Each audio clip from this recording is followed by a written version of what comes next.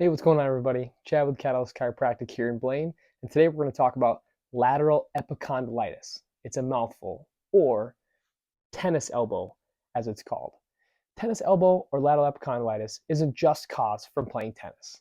Rather, it is caused when you're overworking or overusing the muscles on the back side of your forearm here, or what we call the extensors. A lot of times, people who are using maybe drills or power tools or a lot of hammering, even a lot of typing, these muscles can then become overworked and start to pull on that little bony part right here, known as the lateral epicondyle. Notice it's not the elbow, but that small little bone on the outside of your forearm. So if you think you have lateral epicondylitis, I'm going to show you 3 things that you can do at home to help you start to overcome this.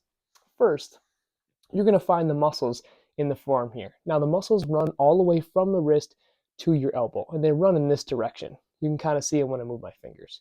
You're going to find those muscles just off that bony, tender part, and you're going to do what we call a cross friction massage. With 1 or 2 fingers, you're just going to go rub across those muscles just like this. Do that for 30 seconds to a minute, whatever feels good to you, and you can kind of work that all the way down the forearm.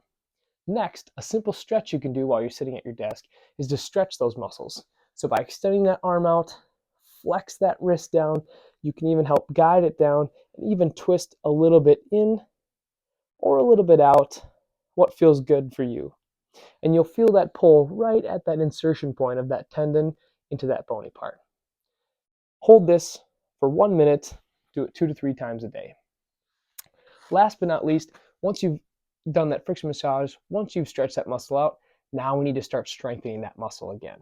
So at home or at the office, if you have a water bottle, a can of soup, something that's weighted, nothing too heavy, place that into your hand, forearm on the desk or on a leg just like this.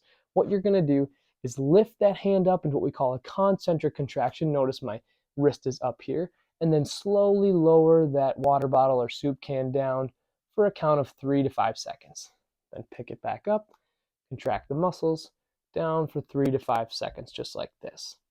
By using those 3 methods, you're on your way to curing that tennis elbow.